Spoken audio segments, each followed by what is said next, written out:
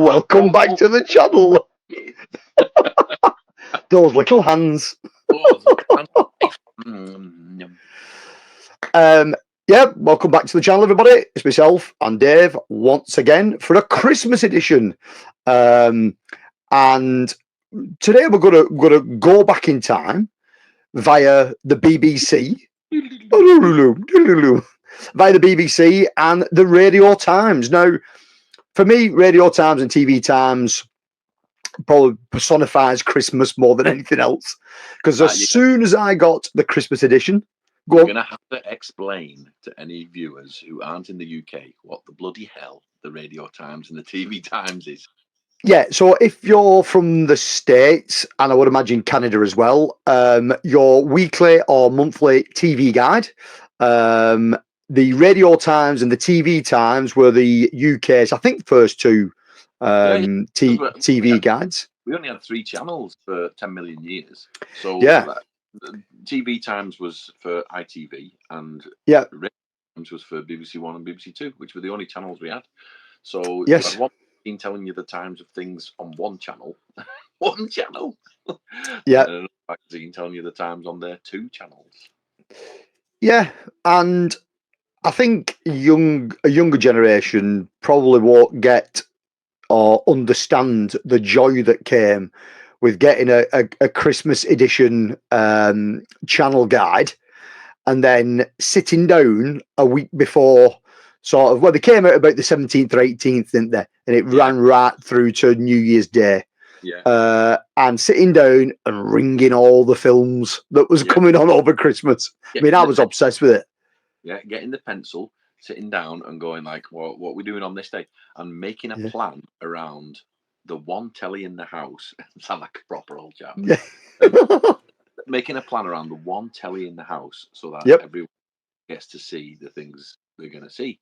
And we talked about this, about doing this, because the question comes up, what are you going to watch over Christmas? And you think, well, now, watch whatever you want.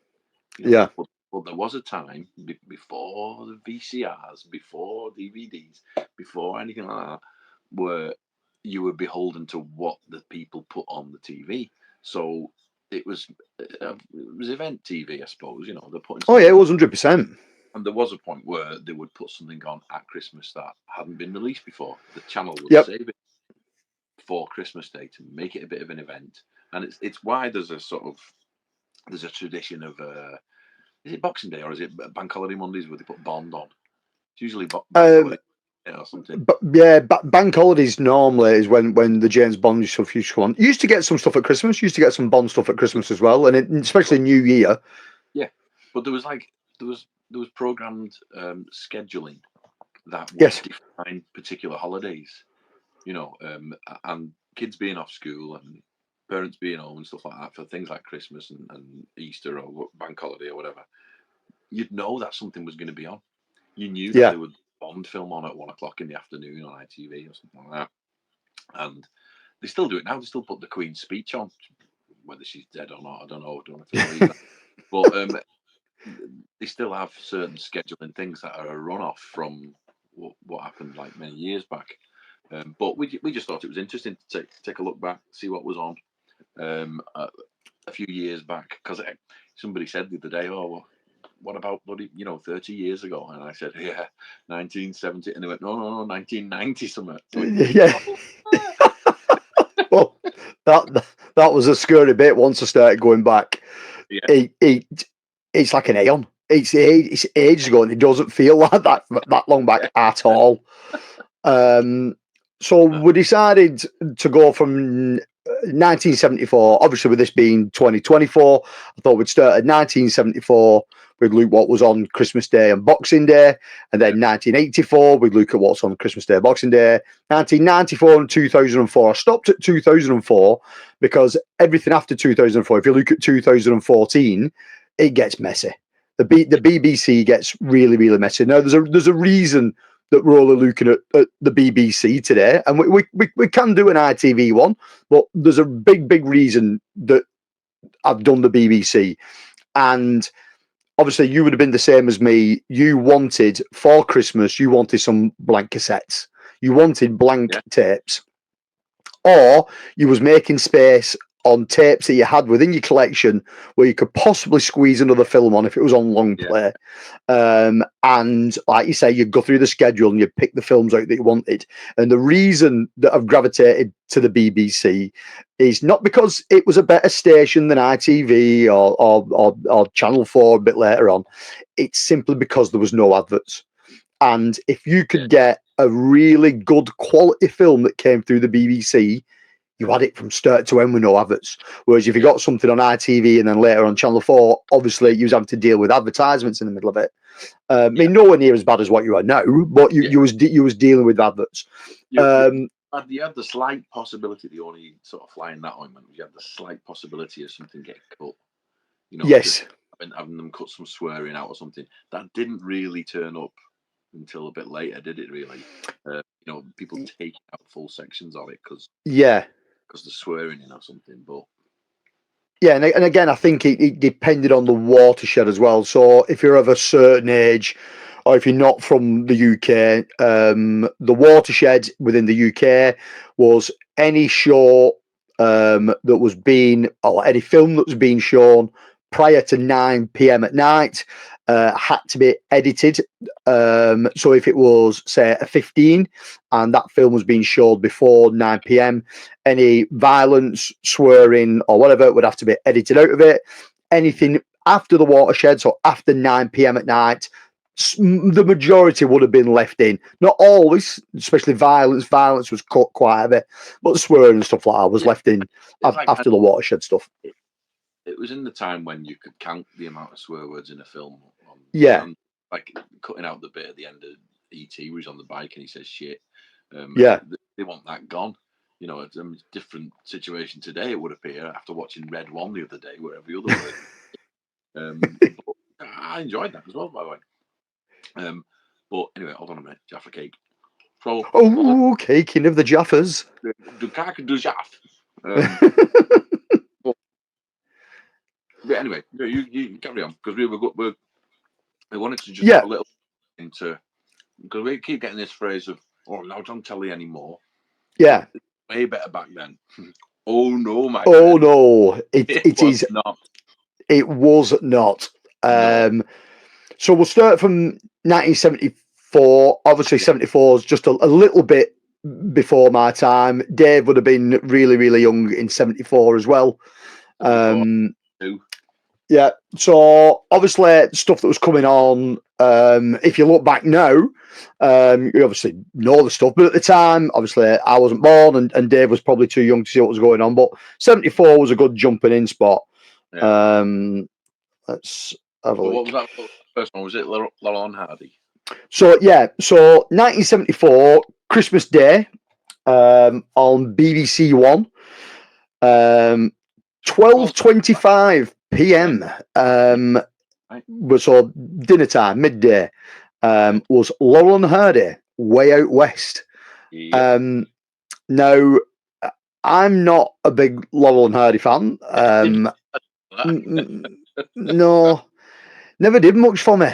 I think they're just genius. I think they're just they're up there with Mel Blanc doing the voices in Looney Tunes, and Richard Inspector Dreyfuss or whatever his name is from Clouseau with his laugh when he's going slightly mad. Yeah.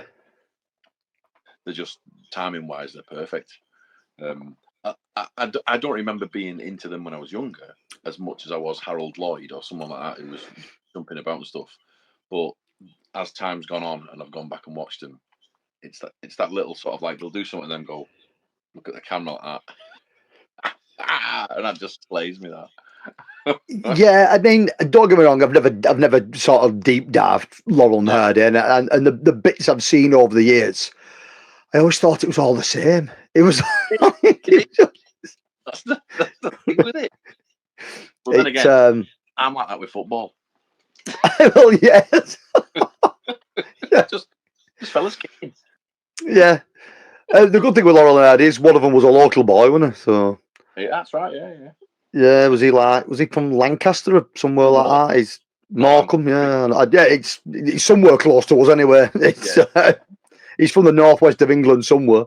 Yeah, well, that gives you a bit of a taste of like what we're going to put on Christmas Day, 12:30. Peak, you're having your dinner and you might be sitting around trumping, or partying as we call it in England. Yeah, and then think, what we're going to put on? Laurel and Hardy. Laurel and Hardy, way out west. One. Yeah, so it says Stan and Ollie, as two unlikely looking prospectors, journey west to Brushwood Gulch with a deed to a valuable gold mine. So you know what's going on there, don't you? You know what I mean? They're going to turn up, they're going to try and dig for gold. It's all going to go wrong, but then right at the very end, they're going to find gold and it's going to go off. that fella's going to turn up and go.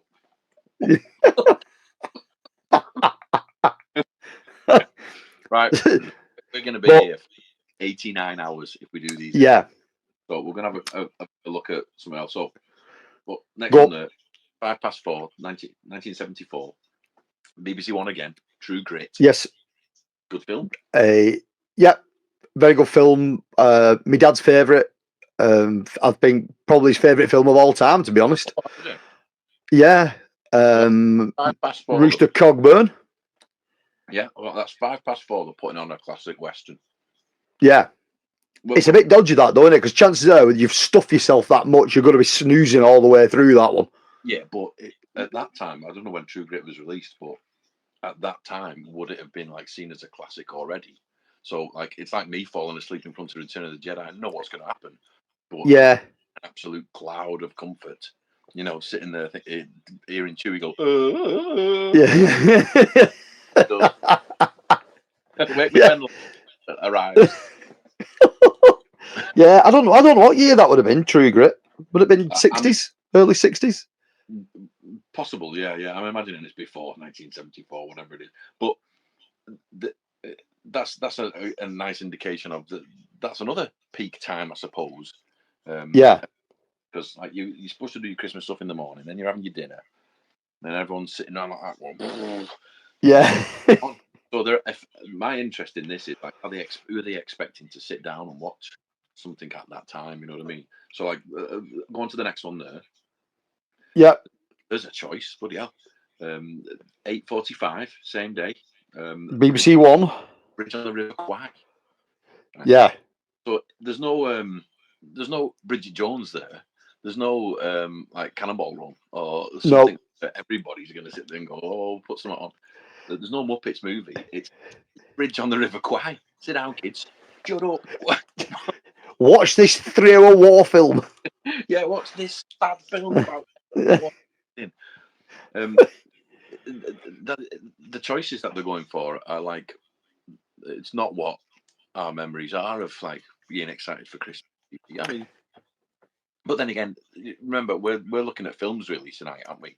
And yeah. All of these are totally surrounded by the whole channel is sort of mobbed with TV specials. Oh, loads of it. I don't know, Bernard.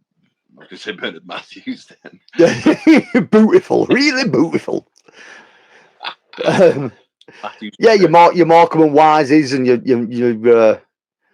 Jimmy Turbocks of this world. Yeah. But a youngster though, Jimmy Turbocks. It was Tom O'Connor. Tom O'Connor. Or Miller. Yeah, you'd have been Tommy Cooper, or all these kind of people would have had Christmas specials at this point, and it would have been flooded with them. Yeah, I think what the point is, this is sort of like bringing up is because there's another one there later on, 6:10 on BBC2, is the next one. Yeah. Go on. Who doesn't want a bit of Henry V on Christmas Day? With Lawrence. Just gone 6 o'clock. You know why? Because BBC2 then was the classic channel. That's right. Yeah, it was the channel of culture, wasn't it? BBC2. Yeah. And Henry V, you know what I mean? Christ, one of Shakespeare's longest plays. Yeah. With Laurence Olivier. It's I mean, the chances are these things are being put on, and it's possible that they're putting it on because that's the first time it's going to get shown to a UK audience. Possibly. Possibly. honestly don't think a lot of these things were put on with like massive viewing figures in mind. They're putting it on because nobody's got any other stuff to watch. They're probably Yeah, looking at TV going, what have they got on ITV at the minute? Oh, wrestling. Not everybody watches wrestling or whatever it is, the cricket or something. And so we'll put Henry V on at that point and we'll get the viewers because it's a film. yeah, And I think it's forgotten nowadays how important it was that a film was on. You know, yeah. It was massively important. you could fill the TV with TV shows all day long, but we'd get on average a film a day, really, Yeah, on UK TV, and it wouldn't always be something that would be to your taste. But if it was a film, you might watch it. You know, yeah. so that's where Henry V comes in. I probably wouldn't. I probably would have watched it if there's nothing else on. If there's nothing else on, it's there. You're not recording it, are you? But you know what I mean. You're probably sitting down to watch it. Again, it's 6 o'clock at night on BBC2 on Christmas Day. A chance you've just had a bit of buffet. You know what I Yeah, mean? It's there's a few sherries gone round, or a bit of port, or you know what I mean, a couple of yeah, whiskies. Like I yeah, say, everybody's chilling and snoozing and trumping, and whack a bit of Henry V on. It's quite a, as far as that kind of stuff goes. I wouldn't say it's a laid back film, but it's quite. It's not in your face as such, is it? So I yeah. probably understand. But you remember, I mean, the methods by which we watched it, all this comparison to old TV and new TV. I'm not saying old TV was better in a lot of ways. It's not, right? There's so much choice at your literal fingertips now. I mean, Yeah, first of all, you've got a remote. Like we never used to have a remote. You used to have to get up and get up and turn it over. one of three channels. So you'd come into the room. If you didn't have TV times, you'd switch the TV on. Something would be on, and you'd go, "What's that? I don't fancy watching that." I'll put another channel on. What's that? Don't fancy that. There's my last choice coming up. Yeah, I whack, put it on, and you go, "I don't know what it is, but it's a I'm, film. I'm staying with it. It's a film. You might as well put it on." So that would be your normal everyday life throughout the year, I would imagine, unless you were Yeah. super TV times all the time. But most people bought it at Christmas because you were planning that as part of your Yes. holiday. You were Yeah, it was. planning, It was a yeah. It was a yeah, massive part of Christmas. yeah, because you Was fit your big meals around it. Like if we're finished by 4:30, we can watch this thing or whatever it is, yeah, and it would be a part of your plan, which is why we would sit down all excited with the pencil and yeah, you yeah. not. We didn't have any choice. We didn't have even like VCRs then, where you can stick Superman in or whatever. Yep. Um, you're totally beholden to what they've decided is on the day. So that's why these are interesting because they've decided that the big thrill for BBC2 watchers is Laurence Olivier. Yeah, yeah. It was a big hitter. You know what I mean? Oh, yeah, 74, yeah, 1974. He'd have been a big hitter. yeah. It's and then directly after it, I think it's directly after it because it's on for about 3 days. Henry V. Futtock's End. No, I can't say I've ever heard of this. No, But it's got Ronnie Barker in it. I'm looking through. Tony sent me all these listings, and they've all turned up in like crazy things. Yeah, Let's have a look. Film starring Michael Hordern, Ronnie Barker, and Roger Livesey. Rumbustious goings on at a country house where the owner, Paul Futtock, invited a mixed bag of guests for the weekend. No way, sounds like that job my wife's just done. yeah. I'll have to dig that. Gotta watch, see if it's any good. I bet you my Yeah, I mate mean, might love watch that. yeah, I mean, Futtock's End.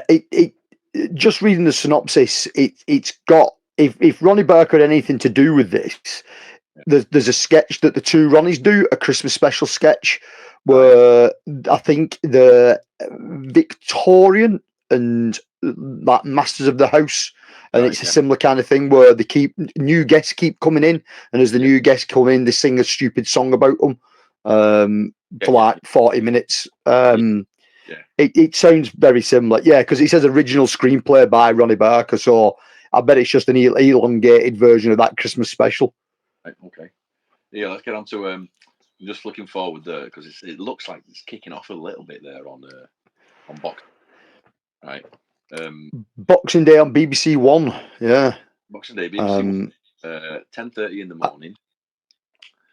Help. The Beatles film. Yeah. Another one. I ain't overly keen. I'm all right, thanks. Have you got Star Wars? Yeah.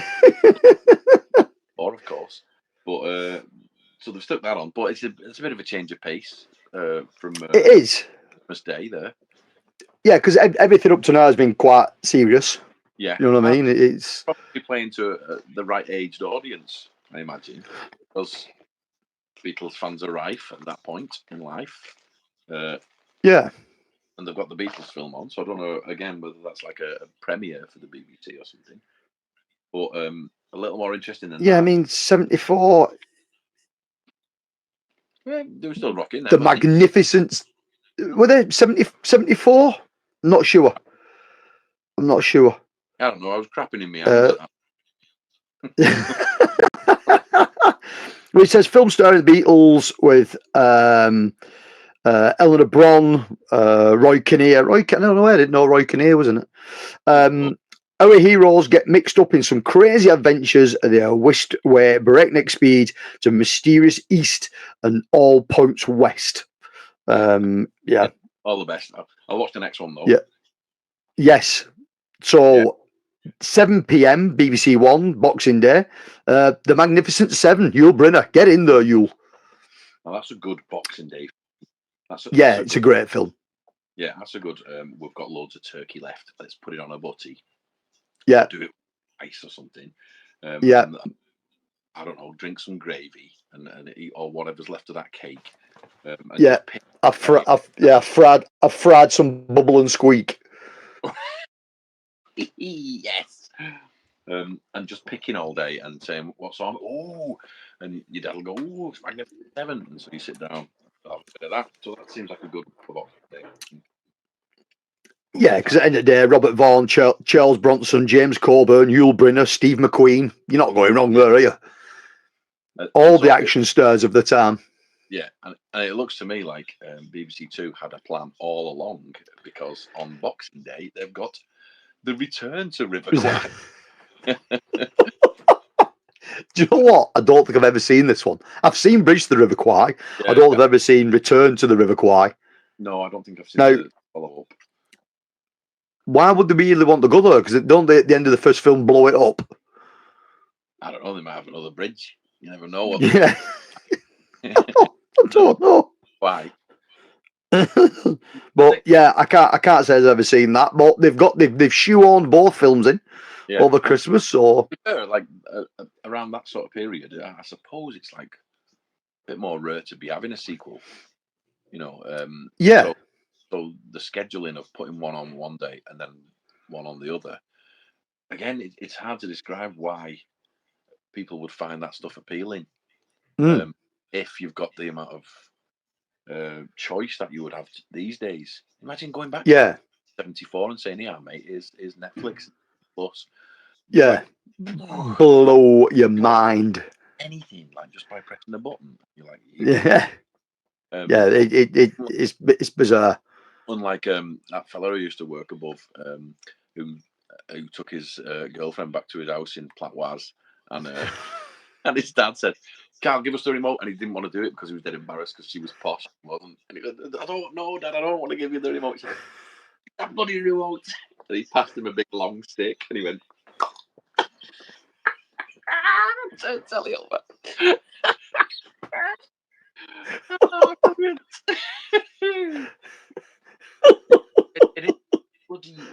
It's a million years ago that, you know, I can't even begin to fathom to explain to my son a world without phones and a world without the internet and that connectivity that everyone's got. You just so like you were waiting to see what they were giving us. Yeah, this is what they're giving us. And obviously, I mean that's the last film of Boxing Day, 1974. So, as far as scheduling goes, you know what I mean. They're obviously playing to a certain audience, and that certain audience must be a gentleman over the age of 45 years old, because they must have thought, well, he's the only one that's going to be watching the TV. Kids are playing with toys. Wives are going to be in kitchens doing buffets and Christmas dinners, just aiming at the dads. That's it. That's the only person that's going to be watching anything is the dads. Aiming at them. Yeah. Kids might even be in bed at that point. Yes, that's what I mean. Why? Yeah. So that was 74. That was 74. Right. Are we going straight on to 84? We're straight going to 84, mate. Yeah. And it does start to pick up a little bit, but even 84 is not. A little bit, because that first film.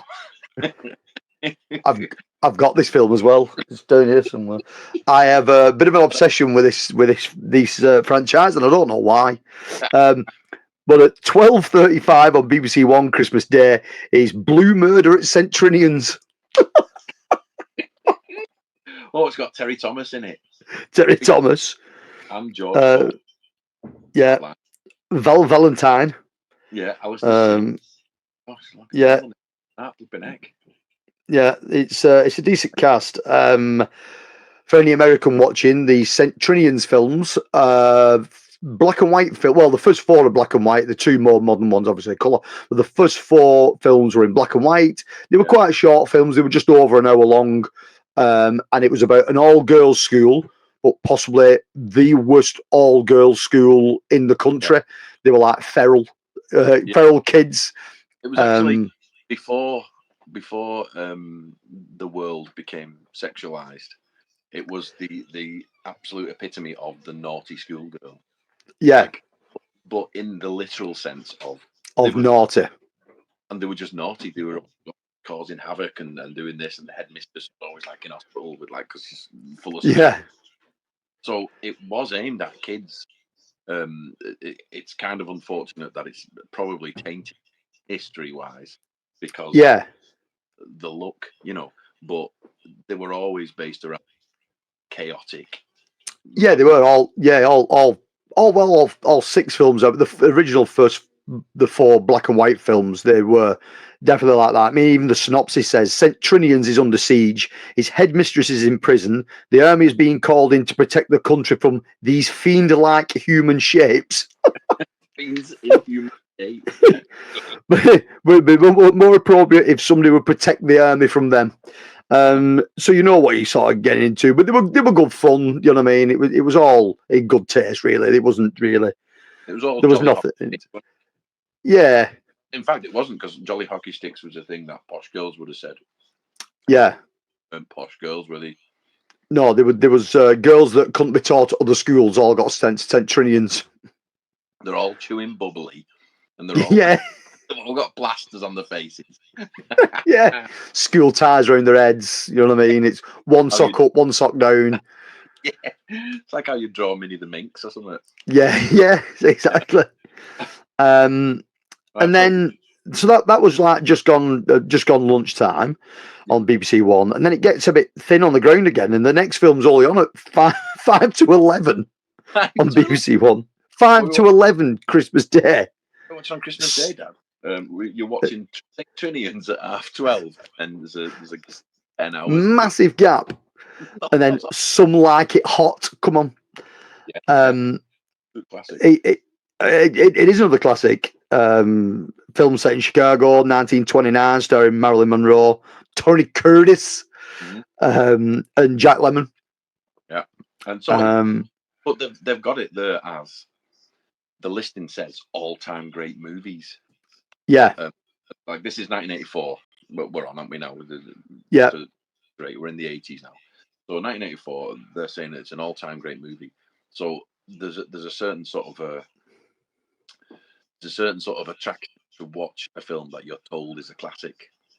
I think, if someone says, "Oh, you need to watch this one because it's classic," you're going to watch it. And I think a lot of films reached classic status because you were told they were a classic. But in a lot of cases like this, for good reason, they work. Yep. Comedy. But if somebody in the TV listing says all-time great movies in the title, then you go, what's on tonight? Well, there's a film that they say is all-time great movies, and that's on the other side. And you're like, well, I'll put the film on it, So Yeah. Again, it's hard to explain how important it was that somebody was putting a film on for you. Yeah. So, like you said, there's a massive gap. There's a 10-hour gap between films. Yeah. Now, that doesn't mean that there's been nothing else on TV. That means there's only been 2 films on that day for some reason. And that reason was probably 1984.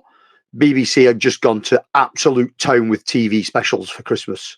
So it would have just been pumped just full of TV specials. Yeah. So I would imagine once start flicking through, 84, I would imagine there'd be a couple more on the BBC or BBC2. For the simple fact, BBC1 would have just been running wild with Christmas specials. Yeah, I have to say, Tony's grabbed a load of these things, these listings. So good of him to do that, because I was trying to get me kid to go to sleep. And finish my big pork chop tea. Oh. But what I'm kind of missing here from each daily look at what's on is there's not. I don't know if you picked them out, Tony, or whether you've picked evening films over what they might put on in the sort of daytime, the kids and stuff like that. Because your choice of films you put out for kids doesn't want much. Really, I think one of the traditions that we talked about before, where you'll have Bond on bank holiday or something. Yeah.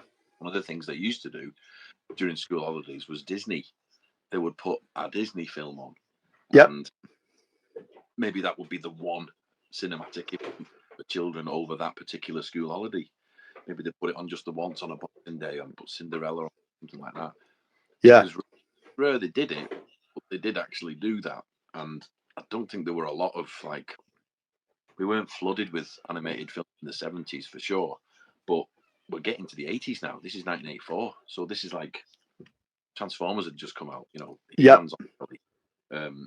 There's probably a fair amount of stuff they could be putting on for kids. But as you say, I think the TV explosion at that point was like, mid 80s. Yeah, there's a He-Man special there. It's on for 29 minutes. Put that on. That'll keep him busy for ages. No, it'll keep him busy for 29 minutes. But there was so much of it they could fill the day.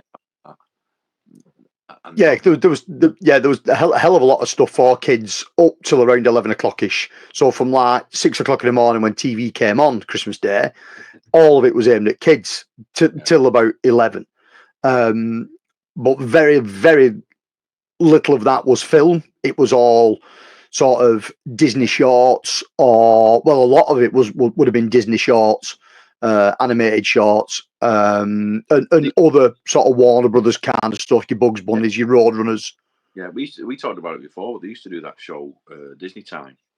It actually, in my mind, it ran till quite recent. I haven't watched kids' TV in a long time, but it wasn't like just in the very, very olden days, of like when we were young. But Disney Time was basically they'd pick a presenter from the BBC and sit them down at the BBC studio and talk to camera and introduce clips from various Disney films. Yeah, and it might be a mixture. Cinderella's in the Sword in the Stone, but then they'd throw in a clip from one of their nature programs. About old Mr. Beaver and his mad yellow old film or something like that. And just oddities that Disney had in their vaults. That was a staple of kids' holiday TV, I thought. Because if you saw Disney Time was on, you knew it was like a holiday. Yeah, 100%. But again, it's Christmas Day. It's BBC2. BBC1's not shown much. You'd have thought BBC2 would have been going, well, I'll tell you what, we'll put something on. Yeah. No, they don't. They put an Italian film on called Chaos. 5 to 9 at night. Only film they've shown all day on BBC2. An Italian film, but it actually, in the synopsis, says the Italian film Chaos, just so you know. Just so you know, it's and it says, and apparently it's an acclaimed film by Paolo and Vittorio Tavini. Let's read all that out. Be here for like Yeah, it's a tale of a love story apparently. So I definitely want to watch that. 'Cause that was the last film of Christmas Day. Then we move on to Boxing Day, Oh, 9:15 in the morning. BBC1. The Adventures of Quentin Durward or Durward. The Adventures of Quentin Durward. Durward. Again, Robert Morley. Robert yeah, Morley. I remember. Don't know this one at all. Robert Morley's he's a big fella, and he's got like a nose like a crow. What was he in? He looked like the fella who ended up in Coronation Street, the big fella Fred, who'd ask for scotch and threat. Robert Morley. Right. You'll recognise his face if you ever saw him. But I only remember him mainly for Vic and Bob came on stage once, and he says, "Here, look, Bob, look at this." He goes, "Look at that," and he had one of them punching puppets. You know, it used to do that. Yeah. And he sellotaped Robert Morley's face on it, and he held it like that, and he went, "Look, Robert Morley, two-handed balancing," and he'd make him stand up. Robert Morley, one-handed balancing, and I'm like, "Who's Robert Morley? Who's Robert Morley?" So I had to go and find out who Robert Morley was, and I saw him in something. I think it did wait to be introduced to a star of BBC movies there. Yeah, but it's an early one. That it's 9:15 in the morning, and it's a bizarre film to have on so early. Yeah, something to do with when the Duke of Burgundy agrees to a marriage between his ward Isabel and the aging Lord Crawford. Blah blah blah blah blah. Blah, yeah, something to do with King Louis of France. Yeah, it'd have been shit. Why would any kid want to watch that at 9:15 in the morning on Boxing Day? They might have Hold Tight live from Alton Towers. Yeah, no one's watching that, are they? If you're a kid, you've been up since 6 o'clock on Boxing Day and you've pounded 3 hours of chocolate. You know what I mean? You don't want to be watching The Adventures of Quentin Durward. Honestly, I had higher expectations of the 80s because, like, the next one there we've got 1:50 in the afternoon. Yeah, BBC1 again. Boxing Day, 1984, prime time. Yep. Start farting. Fly to the Phoenix. Probably Yeah. good, but I'm judging this from 12-year-old me. Yeah. I'm looking at it going, can I not watch Transformers? Yeah, you're going, nay, lad, you're all right, I'll get a miss. Yeah. You know what I mean? Great film. I'm sure it is. I don't think I've seen that, I've got to be honest. But at that age, I'm looking at what's on TV and I'm thinking, I'm wondering whether I've got this gold-coated memory that didn't exist. TV used to be all watch stuff at the same time. You know? Yeah. TV was brilliant in the 80s. No, it wasn't. Yeah. It might have been all right as a kid, but everything else was just pants. To be honest, to be fair, I was probably under the dining room table with a scout walker, pretending I'm walking through trees at that point. But they redeemed themselves on BBC One though a bit later on, so near enough. Once that Flight of Phoenix is finished, we're kicking. Boxing Day. Yeah, at 6:20 in the evening, Escape to Victory. Yep, top film. Yeah, great film. Michael Caine, Sylvester Stallone, can't go wrong with it. Load of ex-footballers, Pele, all the rest of them. Yeah. I'm confused watching this as a kid because, as I've probably mentioned, I don't get football. Each to their own. I don't mind anybody else getting football. That's fine. You know, not everyone gets Transformers, so I'm all right with that. Yep. I was kind of confused as my dad was like saying things about like this fella acting and that fella acting. I'm thinking they're all in a film. They're all actors, you know. And then over time, hold on a minute. These are footballers who've been dragged into a film. And there was world-renowned footballers as well. They weren't just like any old footballer. These were like the best of the best at the time.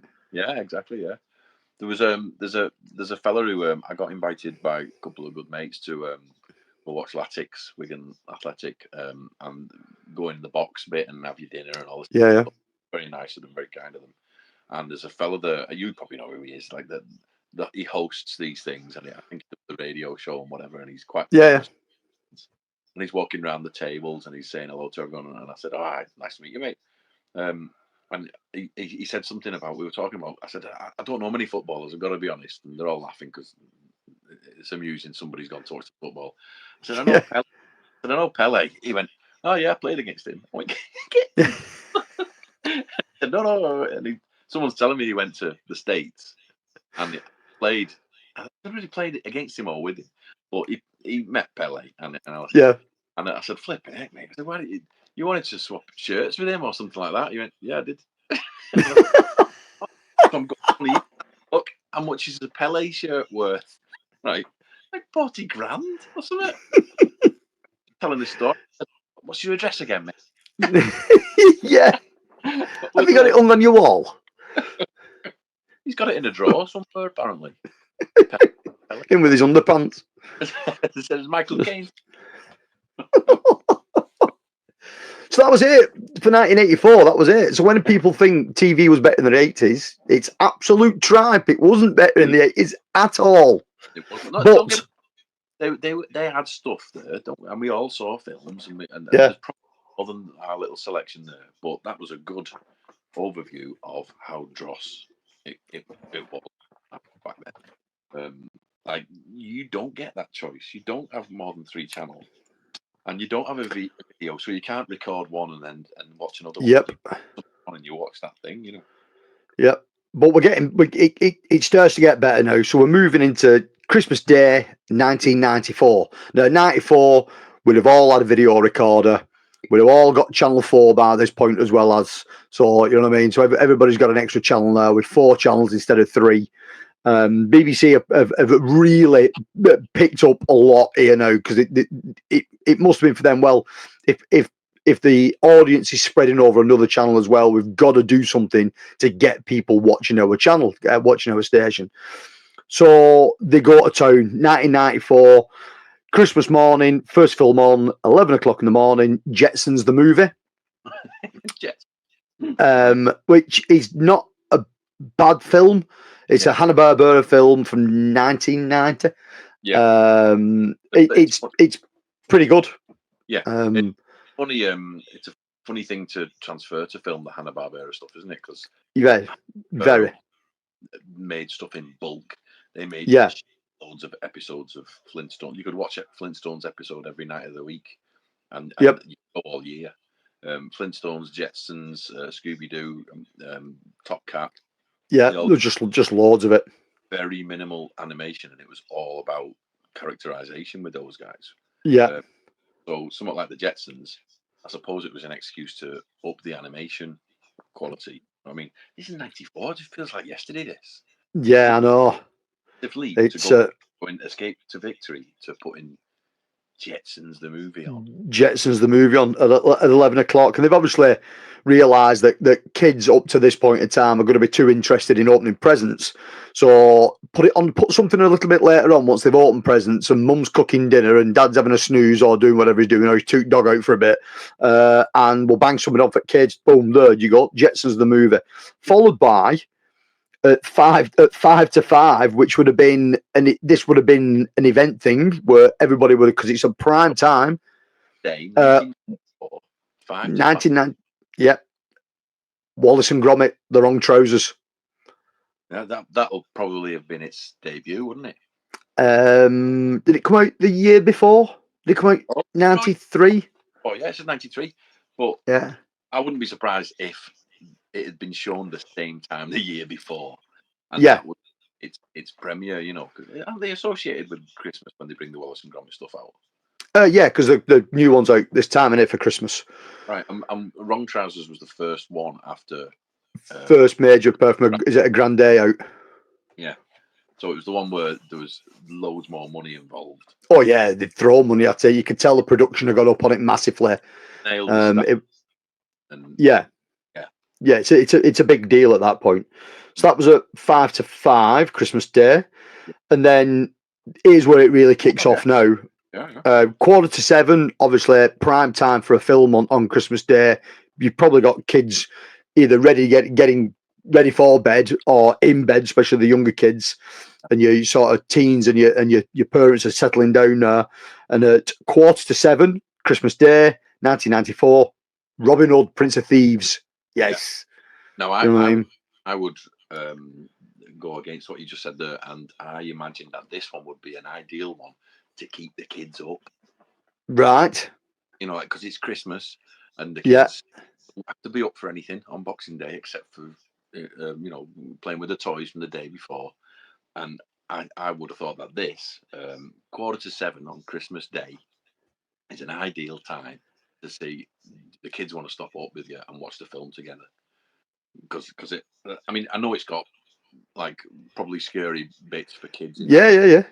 Classic sort of adventure. Oh, God, yeah, it's definite classic. I mean, when did it come out? That 1990, Robin Hood, Prince of Thieves. 91 it was. 91. So, yeah. So three years. It may have been a premiere. It will have been. Yeah, it will have been like as popular as it was, because I don't know if the viewers in the States know, but Bryan Adams had the #1 single here for fucking 13 weeks, was it? Summer mad. Yeah, whatever it was, it just felt like every It week. was 13 or 14 weeks. It was a #1, wasn't it? It was. Yeah, he'll be gone now. He'll be gone. You're watching the charts every week. Oh my God, he's still there. Yeah.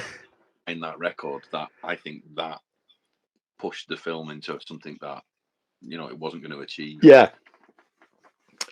And then off the back of that, again, BBC1, 11:30, Christmas Day, Trading Places. Yes. Trading Places. Absolutely. 1994 is where it's at the moment. So the 90s is seems to be the sort of peak time for this kind of stuff. I'd love to go back and look where the good stuff started coming into in the 90s, whether it was the very late 80s where this good stuff started to flood in, or whether it was the 90s and mid 90s. I think that's an extremely significant gap between 84 and 94. Let's face it, most of the crap we talk about film wise is from then. So yeah, we're going to have had is where we've found gems, and we've just got our video recorder, and we're saying, oh, we can record Firefox. Yeah, you can say it's got a timer. You can. So it's a mass. I think there's loads would have happened between 83 and 94.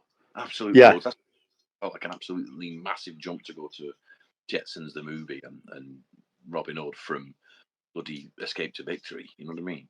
Yeah. There's a huge section there. Yeah, and it's like I said, there's a big run in 94. So then it goes from that. Then it goes to Boxing Day '94 with the Disney Family movie, In Search of the Castaways. I didn't know this one. I just don't remember it at all. But it's based on a Jules Verne story, and so I should know it. But for some reason, I just don't know it. 1962, the film. Well, basically, it's an exciting adventure. I find that interesting. They actually put the list in for another film the next day. So they've said, like, oh, and by the way, tomorrow at the same time, one of our dinosaurs is missing. Yeah, which is a brilliant film. Yeah. And was it you told me that dinosaur on the back of the truck's the one out of Star Wars? Yeah, on the ridge. Yeah. Yeah. Dippy the Diplodocus. Yeah. I was lucky enough to see it a couple of years back. It was at Norwich Museum, and that it exhibited. It's cool. Yeah, and that truck's buried under all them sand dunes. Yeah. Disney movie, right? So yeah, didn't know that one. Again, what a film. Yeah. We're going back now to a film that was. They've already shown it in 70s, 74. This one they showed it. True Grit again. So they banged that one on at Boxing Day, BBC1 at 5 to 3. Yeah, I'm surprised they haven't put classic film. You know, something like It Hot. I'm surprised they haven't played into that and said, listen, it's Boxing Day, it's 5 to 3. Belts are undone, everyone's fasting. Yeah. It's time for a classic you can nod off to, and then just put that on again. But I mean, I suppose it's such a classic at that point. Everyone knows what it is, you know. Yeah, and then later on again, I know. Speaking of classic, I watched this again recently. Oh my goodness me! I forgot how I think are brilliant in this film. Yeah. And 6:25, Boxing Day, 1994. The world was treated to the glorious Kindergarten Cop. Who's your daddy and what does he do? It's not a tumor. It's not a tumor. Shut up. fucking ace film. It's a brilliant film. Yeah. But then straight off the back of it, yeah. So that's at 6:25, BBC1, Kindergarten Cop, and then they just keep it rolling. Yeah. Again, BBC1, Boxing Day, 9:10, The Addams Family. Oh, right, yeah. Well, we're on the other end of the thing. Yeah, Addams Family, there we go. I like Addams Family. I like it. I like both of them, to be fair. One of those rare films that tries to capture being a cartoon, and it does. Yeah. I think Barry Sonnenfeld's quite good for that. Like Men in Black and whatever else he was doing. Yeah. I think he's quite good at, like, it's like almost like Sam Raimi in how comic booky he can be. With there's just visual gags that rely on stupid physics. You know what I mean? Yeah. But they work because the characters are daft, and it's obviously based on a comic and a cartoon and whatever else. Yeah, yeah. But I always handled it well. He was always good at that stuff. I think there's a joke in the second one where the baby with the little tash Right. whacked on a seesaw or something, and he just and it's just filmed really good where he comes up to the window with a jet and just goes. Yeah, he goes up, then he comes back down again. It's great. Yeah, it's just timed really well. It's just nicely done. Yeah. Go on, what were you going to say? And then they've sort of like just keep it rolling on BBC all day. So this is when a point in time where the BBC doesn't finish at midnight anymore. Yeah. So it goes on to a little earlier in the morning. So 12:30, an Alfred Hitchcock film, Spellbound. Never seen this. That's a good time to be putting that on. Yeah, Ingrid Bergman, Gregory Peck. I know the film, never seen it. Yeah. To be fair, I'm sounding surprised by like what the choices are, like putting a Hitchcock film on at like 12:30. But this is 94. Yeah. I'm 22 now. Yeah. I'm kind of I know where I'm going to get my films from, and they're obviously in competition for what do you call it, for Channel 4 now. And when did Channel 4 up? 80. Did it start 84? Oh, I don't know. I don't know if it's that early. Do you know what they are in competition with though? Is Sky. Yes, at this point in time, Sky and cable coming in. I think 84 was just before Sky was hitting, or around that time. Yeah, my parents would have had cable in 94. Easy. Right. So that's what they're competing with. Yeah. And the BBC has tradition on its side. Yeah. What are they putting on Christmas Day would be a thing that would make people watch. But if they're competing with Sky, Sky's probably got bloody double team on or something like that. Yeah. That's it. At this point in time, Sky Movies are a bit smashing 5 or 6 films a day out. You know what I mean? On repeat. So they had to do something. So Boxing Day, 1994, 10 a.m. The original Dr. Dolittle with Rex Harrison. I love that film. Christmas. That's BBC2. That's Christmas Day. That. Oh, it's Christmas Day. Sorry, I've got them mixed up. Yeah. So what's that going up against on BBC1? What about? Oh no, I haven't seen. Addams Family was much later, wasn't it? It was 9:30 at night. So that's the morning film for kids, then. Dr. Dolittle. Yeah. That's a good one. It's a great one. 1967. Yeah. Followed again Christmas Day. I've got these back to front on the BBC too. 10:25 in the evening, BBC Two, Christmas Day. The Butcher's Wife. Demi Moore and Jeff Daniels. I don't think I know that one. I think I know the poster, but I think I avoided it because it didn't have Mandroid on it from Eliminators. This is a good one though. The final film of the day on BBC Two. Yeah. The Haunting, the original. Yeah. 1963. Good film. Yeah. Sadly, I like the remake as well, but it's not many people do. Owen Wilson and yes, Catherine Zeta-Jones and. You know what? I seem to remember. I only watched it once when it came out, and I seem to remember like they were trying to use it as a showcase for CGI. And yes, I felt it worked if it didn't have the CGI. Because with the CGI now and high definition, Yeah. if you watch it in on Blu-ray, mate, it does not hold up. Yeah. It's awful. It's long. You know what I mean? It's yeah, it's like layers level stuff. But I thought, as a film, it was one of the first films I was very aware of that got utterly slated. Like, oh god, yeah, just got destroyed. And I remember thinking, like, I wouldn't rip this to bits. I don't like the CGI bits because they don't work. They pull you out of the film. But I don't think they skimped on the rest of it. And yeah, I always class it as a real oddity because my favourite Owen Wilson film is his first, Bottle Rocket. And that was so unbelievably different to Bottle Rocket. You know, yeah. First gentle comedy about a guy who wants to be a small time thief, compared to him running around screaming in the house with CGI.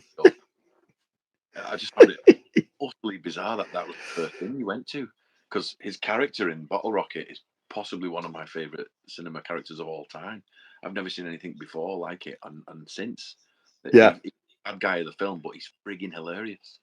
And he went from that character to getting chased by a big black bag. What's going on? Flying around everywhere. Yeah, it's not the best, but for some reason it always had a little bit of charm for me. It's boring as hell, but it's slow as hell. But the original black and white is cool. Yeah. So that was that for 1994, which leads us on to 2004, and we will probably have to smash through these ones, mate, quite quick, because time is against us. Yeah, how long have we got? An hour? We've got 3 minutes left. Yeah. Right, well, just over an hour. Right, so go on, you do one, I'll do one.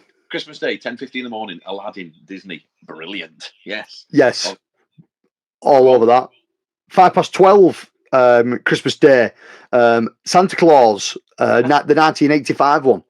Significant. So that's the first Christmas film that's popped up on Christmas Day. Yeah, that's 2 films in a row. Yeah, that's the first. We've seen that. We've gone bang bang. Have one, have another. Right, next one. Yep. 5 to 4, Christmas Day. 102 Dalmatians. Never seen it. I've seen 101 Dalmatians. I've never seen 102. Love 101. Never seen 102. Yeah. Right, go on next. Oh, here we go. Big hitter. 6:05 in the evening. BBC1 Christmas Day. Harry Potter and the Philosopher's Stone. That about 20 million people would have tuned in for that one. Yeah, Harry Potter. 3 years after after it came out. Yeah, which is normally about right, isn't it, for BBC? And then later on that night, 10 to 12, we've got Out of Sight. Yeah. George Clooney, Jennifer Lopez. No idea. I've never seen it. Steven Soderbergh. It's quite good. It's worth watching. Honestly, it's a good little heist film. Cool. Boxing Day. I've got these back to front. But Boxing Day, BBC1, 1:55 in the morning. The early one. Young Frankenstein, Gene Wilder. 5 to 2 in the morning.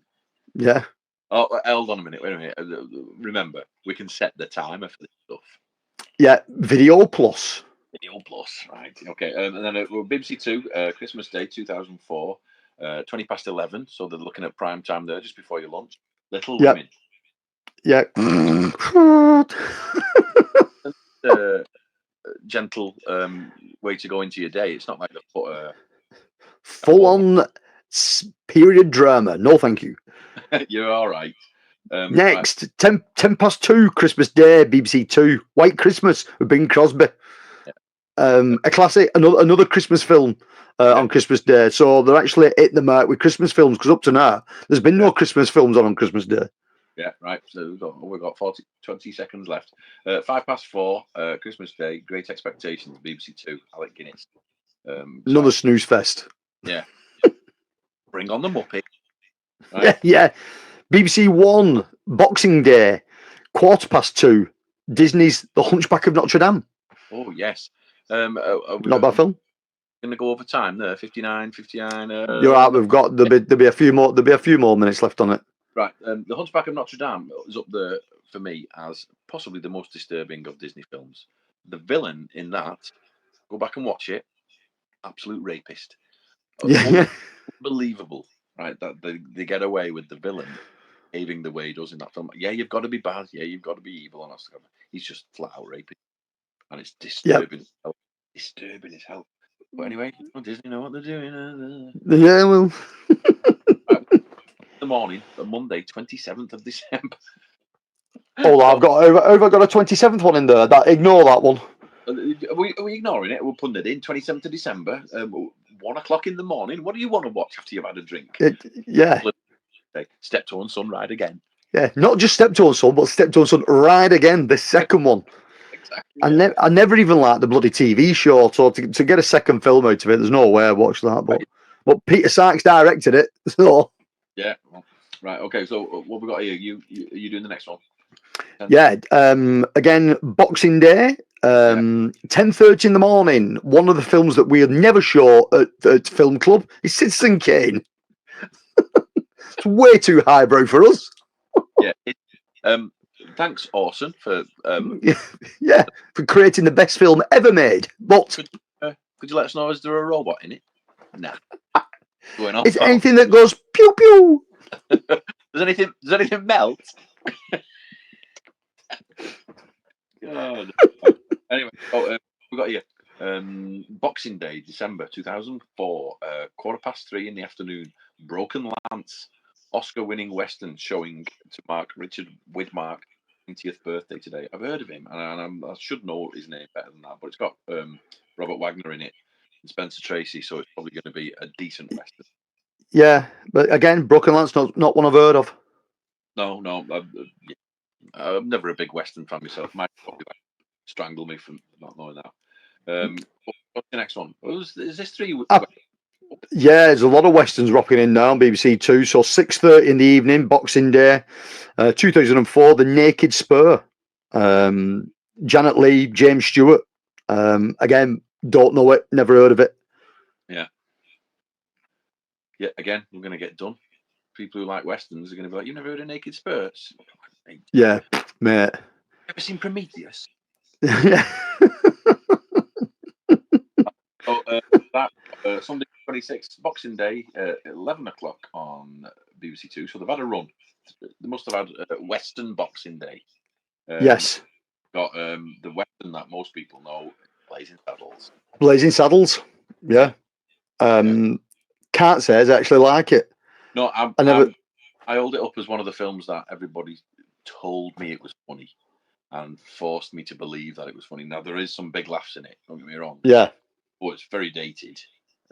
Yeah. And I don't think it was. I'd seen other stuff with Gene Wilder that I thought was better, and I don't know why, but I'm like, I'd rather put Speak on off, where he's playing off somebody like Richard Pryor, and I always thought that worked better, you know. Yeah. Me wrong, Gene Wilder's great on his own, you know, Willy Wonka and all that kind of stuff, but I was never really like got madly invested in Mel Brooks stuff. Mainly because it was pandering to an audience who was a bit more cinema wise. Yes. Than a young kid in Wigan. You know, there's things in film. We all get this. I did it before with whatever Robert Morley. There's stuff that gets said in films, and you know you're expected to laugh at it, but you don't know what it is. And so what it does is it educates you about that thing, and you go away thinking like, well, who's Robert Morley? And then you find out who it is.